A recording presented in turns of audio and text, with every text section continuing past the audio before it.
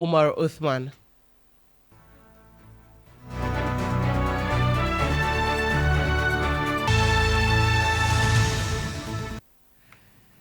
Hello and welcome to Starr Midday News with me, Nadima Umar Uthman.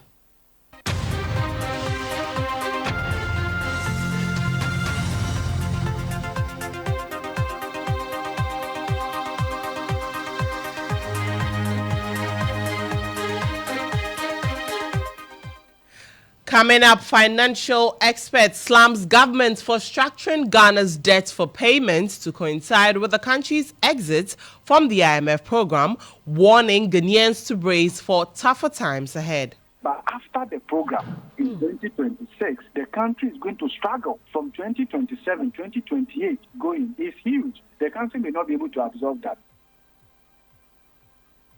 He also emphasized the need for a reset after his analysis of Ghana's economic situation. When I put all these things together, I tend to lean towards the statement that Ghana needs a reset. Okay. Also coming up, National Commission for Civic Education begins indefinite strike over failure of the Fair Wages and Salaries Commission to reconvene for continuation of negotiations. We'll also bring you the struggles residents of Brewa in the central region go through to access water as we highlight the devastation caused by the Galamsey menace.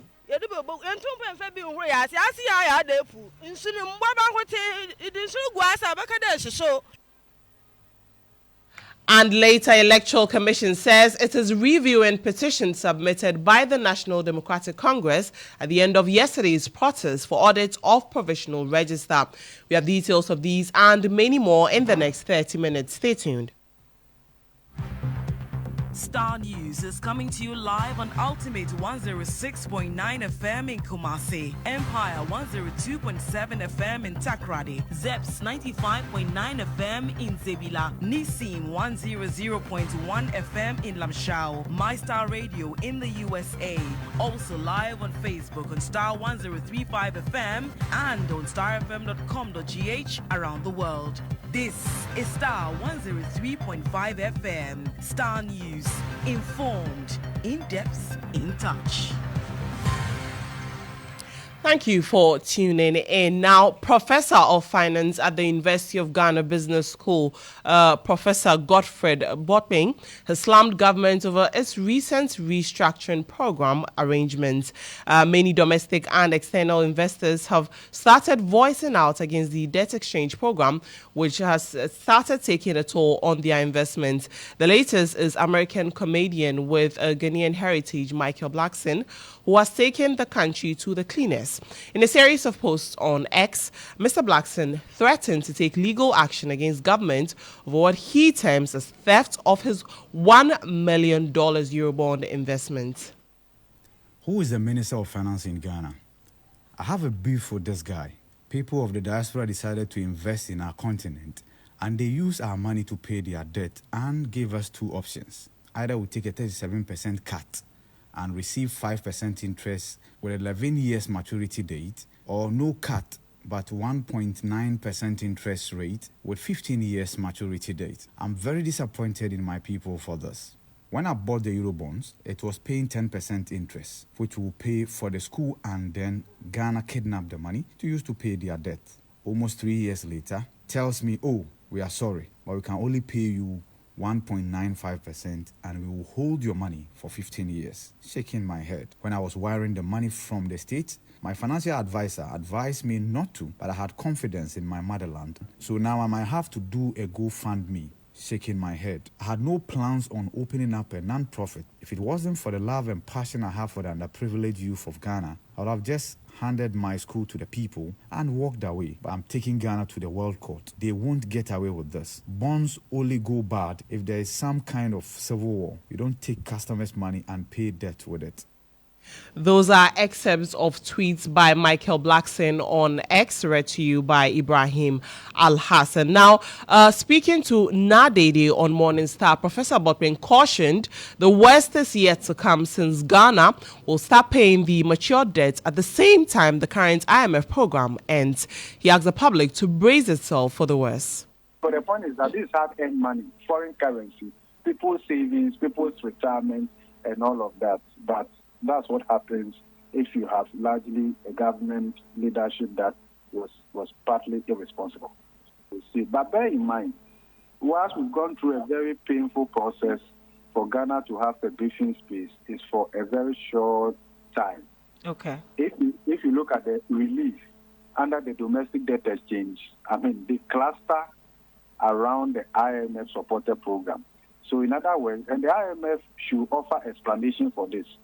The reason is that the relief that they have worked out under the debt sustainability analysis, right, it has been designed to give maximum relief while the IMF program is in place, so that the program can be effective. But after the program, in 2026, the country is going to struggle. If we don't see that now and begin to prepare, you will see that right after the program, the country may have to call for another program or maybe extend even the existing one. Because if you look at the domestic debt exchange, the maturity clustering from 2027, 2028 going is huge. The country may not be able to absorb that. And then again, if you look at the external debt, the bulk of the relief has been structured to coincide with the timing of the IMF program. So right after the IMF program, the country will come crying. They're probably calling on investors to come to the table again. Professor Botman also emphasized the country needs a reset after analysis of the current economic situation. When I put all these things together, I tend to lean towards the statement that Ghana needs a reset, okay? And we have to start from 2025. We have to put credible leadership on the table. We have to have some kind of a long-term plan that we demonstrate to investors and Ghanaians, both here and outside, that we will follow through this and pay the price as a way of restoring confidence in our financial markets, confidence in our economy, and all of that. Otherwise, it is very difficult to see a way out of this sustainably. Let me put it that way, right? So, because it's quite painful. I mean, look, Germany, to date, there are some citizens, people in Germany, who have not recovered from the inflation shocks of the 30s. That's how long some of these things could live with people. Do you know what some people probably might be doing right now in Ghana? They might be telling their children and children's children to be wary of Ghana government because of what the parents have gone through. It looks almost like something in the Bible where it said the fathers have eaten the grapes and the children's teeth have been set on edge. Let's still stay on Ghana's economy, as it has expanded by 6.9% in the second quarter of this year. This is according to the latest figures from the Statistical Service, which disclosed that in real terms, the economy grew by 45.2 billion Ghana cedis compared to the 42.2 billion Ghana cedis growth in the second quarter of 2023. Now, the 6.9% growth, which also is the highest quarterly growth rate since 2019, was propelled by a 9.3% growth in the industry sector. Here is government statistician Professor Samuel Kobnani. In the second quarter of 2024, current GDP stood at 245 billion Ghana cedis relative to approximately 190 billion Ghana cedis that was recorded for the same time period in the second quarter of 2023. From a non-oil GDP perspective, in the second quarter of 2024, we recorded a figure of 229 billion Ghana cedis relative to 180 billion Ghana cedis recorded for the second quarter of 2023. From a constant GDP perspective, in the second quarter of 2024, we recorded a GDP estimate of 45 billion Ghana cedis relative to 42 billion Ghana cedis that was recorded for the second quarter of 2023, indicating a 3 billion Ghana cedi difference in actual terms between the GDP estimates of the second quarter of 2023 relative to the second quarter of 2024. Based on these constant figures, the economy grew by 6.9% in the second quarter of 2024. Well, let's stay a while longer on this and engage my colleague Adam Kojo, who was at this presser. Hello, Adam. What did the Ghana Statistical Service attribute this growth to? Okay, so Nadima, when it comes to the GDP, we have basically three main sectors. We have the industry sector, we have the agriculture sector, and we have the services sector. Fortunately, according to the Ghana Statistical Service, all three sectors actually equally expanded. However, the industry sector, which had been struggling for a very long time, grew by some 9.3% in the second quarter, while the services and then agriculture sectors grew by 5.8% and 5.4%. So generally, when you look at it from these three main sectors, you could probably see that it is the industry sector that has performed better in the second quarter of 2024, contributing to this high growth. Right. What does this mean? I think for the ordinary Ghanaian listening, they would want to know what it means for their pocket, Adam. Okay, so it's also important, as I said, because I mentioned sectors. So the GDP basically shows how much production has been made in this particular sectors. So if, for example, agric sector is doing well or has a high GDP, it means that we are getting a lot more agric produce. We are having our agric sector doing well in terms of farm production. So if you work in, say, the agric industry, you are likely to have more revenue in that industry.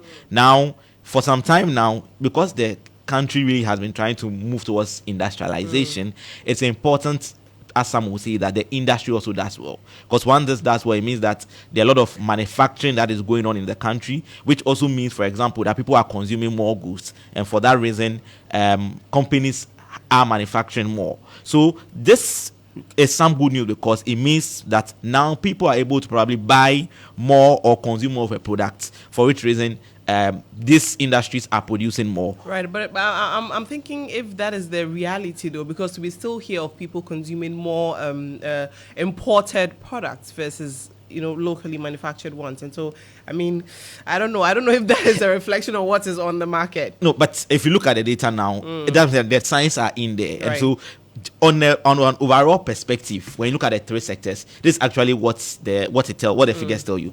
But there are some subsectors that we can look to that will give you some critical aspects, and I just want to walk through that quickly. Absolutely. So, for example, when it comes to mining and quarrying, they've actually grown so much in the last 2 quarters. So it could also give you a clear example of the conversation that is going on. That a lot of mining is happening. As whether it's galamsey or not, we cannot really distinguish. But mining has improved. Now, crop production actually also improved significantly in the second quarter. And so that is also one thing that is coming when it comes to our GDP. Construction also improved in the second quarter, and manufacturing also really improved in the second quarter. And these are all very key areas. Exactly. And so this is the reason why you can see a GDP growth of 6.9%. So that's the first part. Now there's actually something worrying in here, and I just probably will end before you move maybe to any other question. Right. Now, although the crop sector did well, growing by 6.4%, cocoa sector actually contracted by 26.2%. So that's a huge number. That's a very huge number. In fact, this is the third consecutive quarter that the cocoa sector has contracted. Now, in the last quarter of 2023, it contracted by about 1.7%. In the first quarter of 2024, it contracted by just around 15%. But now it has ballooned to 26.2% in the second quarter of this year. Do we know what's contributing to this? Generally, what it could mean is that our cocoa production as a country has gone down. As I said, once you see the GDP, it means it's also the production that is happening. So we have a decrease in number of probably cocoa beans that is coming out and all that. And this is very problematic. But someone will ask that if cocoa is not doing so much well, why is crop still doing 6.4%? Well, the truth is that cocoa takes just about 10% of the entire crop portfolio. So other crops actually did very well in the second quarter, able to offset the effects of the cocoa sector. Right, grateful for those details. That there is my colleague Edem Kojo. But away from issues relating to the economy, the National Commission for Civic Education has begun an indefinite strike commencing September 18, 2024. Now, the Commission says this action is as a result of failure of the Fair Wages and Salaries Commission to reconvene for continuation of negotiations after a 7-day ultimatum given by the union. In a statement signed by the divisional chairperson of the NCCE, the Commission further says that despite the submission of proposals to the Fair Wages and Salaries Commission for negotiation of allowances for NCCE staff since May 2023, Fair Wages and Salaries Commission has failed to come to the negotiation table. Now, Rebecca Colcraft is the divisional chairperson for the National Commission for Civic Education and joins us via phone for a conversation on this.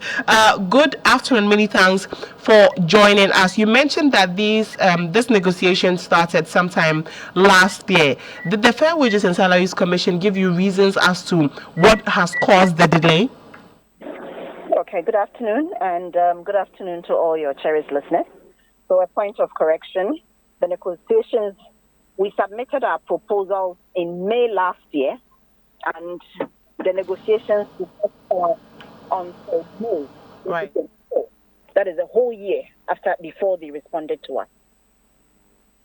Right, okay, all right. So, but did they give you reasons why the delay? They did not give us any reason for it. However, we are reliably informed that the mandate from the Ministry of Finance is the challenge. It's delaying. They are not getting mandate from Ministry of Finance, but they have not communicated that to us.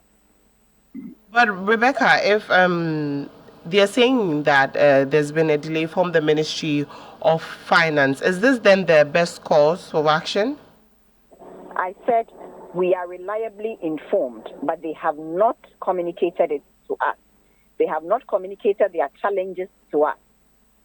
And it has been several calls to them to come to the table to have the negotiations with us, which has been unsuccessful.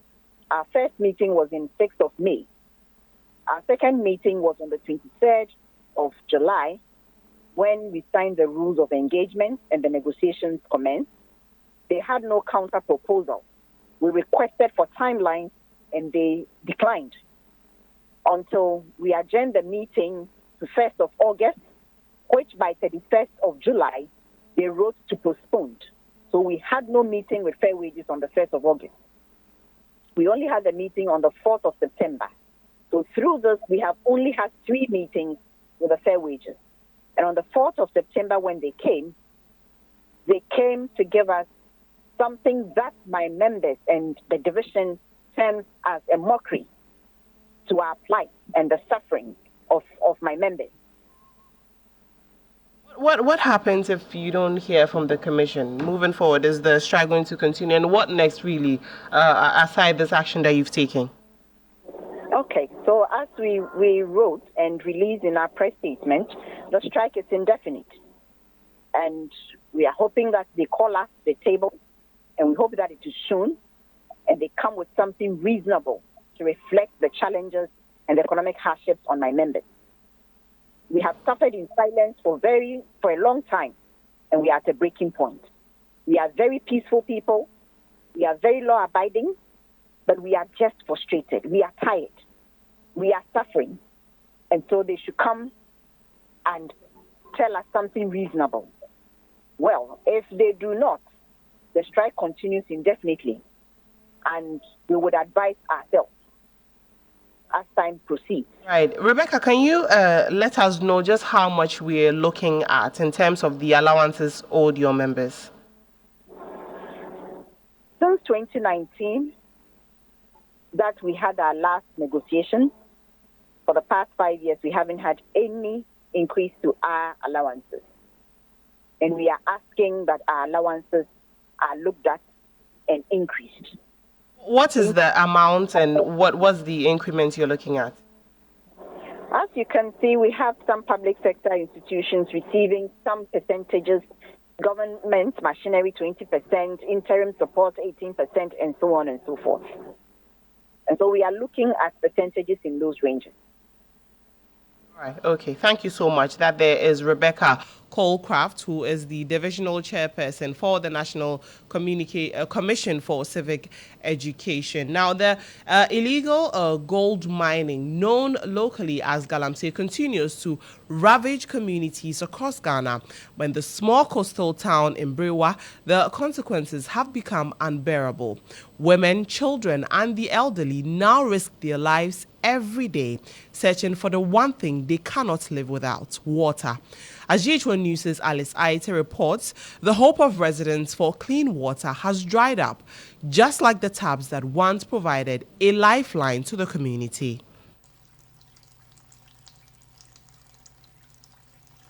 It begins with a trickle, if it comes at all.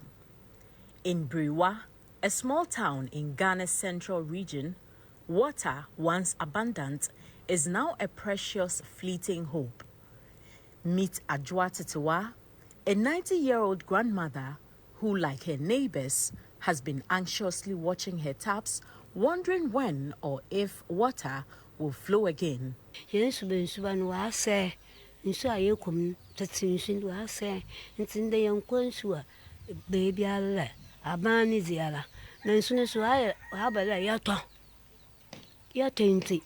Ama biba ya bosum ni nyensu otutu pipe o le yetim nye bure bia ubu otia asase bia obo otia otwe ni bure wo fa ni mo ejapaza insigina manche bi na munye mo fama mpo bi sha.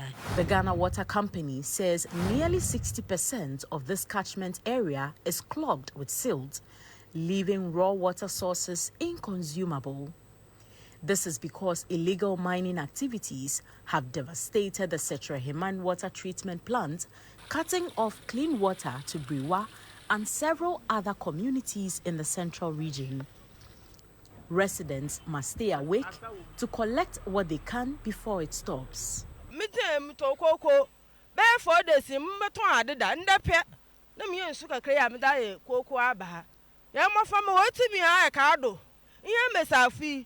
Yakasa dadunsia yedubo entumpe mfa bi nhuro ya asi ya defu nsunu mbaba nkote idinsu guasa baka de hyeso no mo hyesia de moko wo nsunu mu nti eble nsunwo de eble nsabe o mo hye. Private water vending stations often lead to chaotic scenes, with tempers flaring as residents compete for the scarce resource.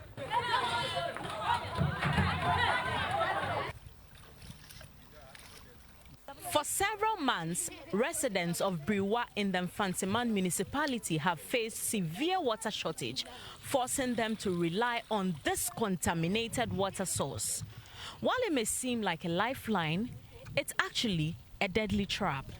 The water is slowly poisoning adults and children alike, causing irreparable damage to their health. Women and children now trek for kilometers from Brewa to this abandoned sand mine, their only available water source. Despite the visible dirt and pollution, they collect it, knowing it is unfit for consumption. But there's not yet those Kuyanyan for going to there. Don't make sure it's only about Saddam and CBA. Experts say chemicals like mercury and cyanide from illegal mining and industrial activities contaminate water, air, and soil, which produce serious health risks.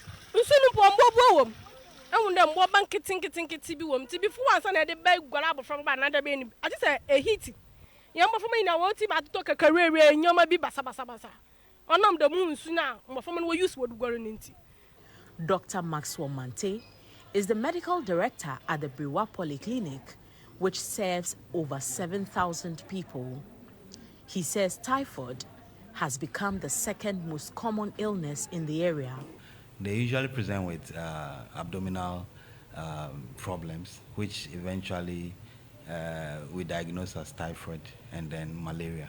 So our top two diseases here are typhoid fever and then malaria. The Ghana Water Company has warned that if illegal mining is not kept, more treatment plants, including the Trifuhiman, may have to shut down.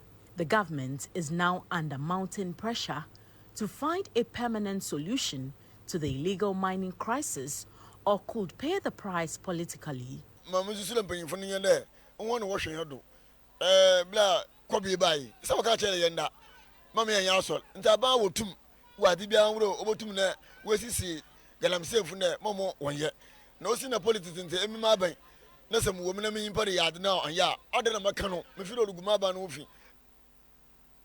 bring you the full report on Saturday at 5 p.m. Time now for sports with Jones Aji.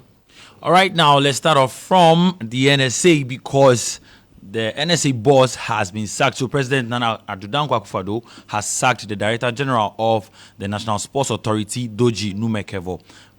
President Akufo-Addo is said to have decided to relieve the director of the authority of his post following the news on the withdrawal of the approval of the use of the Baba Sports Stadium for Category 3 games after poor quality of the pitch and other infractions were identified after the Ghana-Angola AFCON qualifier in Kumasi. Now here, excerpts of the letter, it says, I am directed by the President of the Republic to inform you that your appointment as the Director General of the NSA has been terminated with immediate effect. It continues to say, you are directed to hand over your office to the Chairman of the governing body board of the authority who is copied on this letter. Please ensure that you hand over and cease to act as the Director General of the authority no later than the close of business on 17th September 2024. So, Mr. Numekevo was appointed as the interim Director General of the NSA in February 2024 following the departure of Professor Peter Chumesi. Now, Ghana is still scouting for a possible venue for the Black Stars qualifiers in October after their only approved venue, Babayara, lost its approval. Now to the Champions League. The UEFA Champions League continues tonight as Man City take on Inter Milan. Now, regarding the new format of the Champions League this season, Pep Guardiola, coach of Man City, believes his players must still have the same mentality to achieve success, particularly in their home matches. Our first game. And the second one, and see what happened in the last of the last games. Take a look. Just like in the Premier League, it's not necessary to take the table right now. Will be in the future. Just win the first game and the next ones, and after we see. But for all of us, it's new. So, and maybe for more experience next seasons, if we are lucky to play this competition, so maybe we can read better what you have to do. But normally in the past, when you have success to go through in the group stages, we at home always we were able to win all the games except 1 year, make 9 points. And this is what you have to do. Our games at home, you have to try to take the points. All right, that'll be all for sports. My name is Jones Aji. Thank you, Jones, for those sports updates. Now, the Electoral Commission is reviewing a petition it received from the National Democratic Congress at the end of yesterday's protest. The NDC yesterday embarked on a nationwide protest in all 16 regions following discrepancies, it says, were discovered in the provisional register. Now, the party has hinted at an escalation of its hashtag Enough is Enough demonstration to all 276 constituencies in the country. The Electoral Commission fails to order a forensic audit of the voter register. Here's a statement issued this morning by the Electoral Commission. The Electoral Commission has received the petition submitted by the National Democratic Congress at the end of their demonstration on Tuesday, 17th September 2024. The Commission will review the petition and provide its response in the coming days. The Commission wishes to assure the general public that the process of producing the final register is in its early stages. The Commission is mindful that the voters' register is the bedrock of credible, fair, and transparent elections. We assure the NDC and all stakeholders of our avowed commitment to delivering a credible, robust final register ahead of the December 2024 elections. In the meantime, our doors remain open. We look forward to engaging the NDC on their concerns. While Deputy Director of Elections and IT for the NDC, Rashid Tanko Computer, has been reacting to the EC's response. He spoke on GH1 TV earlier. We gave them enough evidence. All this I've mentioned, we gave them enough evidence with our meeting with them. We demonstrated to them the path they used. In fact, we were very charitable with them by giving them the software we use to analyze the register, both registers. Actually, if they are mindful of them and knowing that they don't, in fact, they don't even have an IT department. It's just a body they put together that is messing up the whole electoral system. All right. Otherwise, if they have serious IT department, they would have also gone in for the same software to analyze and get along with us. The magnitude of the problem it shouldn't be toyed with. It's so serious. Right. Their IT system is compromised. They agreed. The EC themselves said, yes, it's true. Our IT, there's a problem because some people can get into the system and just transfer people without their knowledge. Right. It's a compromised IT system. We're calling for an audit of that. And you see, another one is that, and we must be very clear with the EC. Look, just go back and read that their statement clearly. That the register is in the early stages. Is that what they said? Is that what they put in there? Yes. Good. When we met them and Bosman press conference too, what did they say in that statement? Let's head to the courts where Paul Evename, the taxi driver accused of stabbing his girlfriend, Jennifer Tiekum, who is is a student of the University of Professional Studies at the UPSA.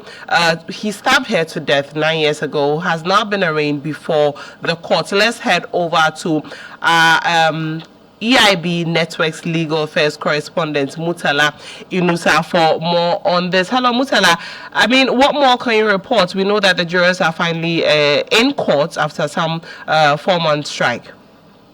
Well, Nadima, in a not too few minutes away from now, we'll see the jurors or the jury retire to their chamber to deliberate on their decision. What is happening now is that the prosecution has given their final submission to the jurors. The defense have also done that, and what the two of them are saying to the effect that, look, prosecution said that they have provided enough evidence to show that it is Paul Evename that killed the girlfriend. The defense, on the other hand, said it didn't happen deliberately. It did out of self-defense. Now, Justice Lydia Osemapo, who is a Court of Appeal judge, is summing up the whole trial, what the jurors need to look at, what the law says, what elements are supposed to be proven, after which they will have to retire to consider their decision. But as we speak, Justice Lydia Osemapo is summing up the whole trial, after which the jurors or the jury will retire to come out with their verdict. And if they come out with a guilty verdict, it has to be unanimous. It means that Paul Evename would have to be sentenced to life in prison because of the amendment in the charges. Right. I sure that you bring us more in our subsequent bulletin, but that there is EIB Network's legal affairs correspondent Mutala Inusa.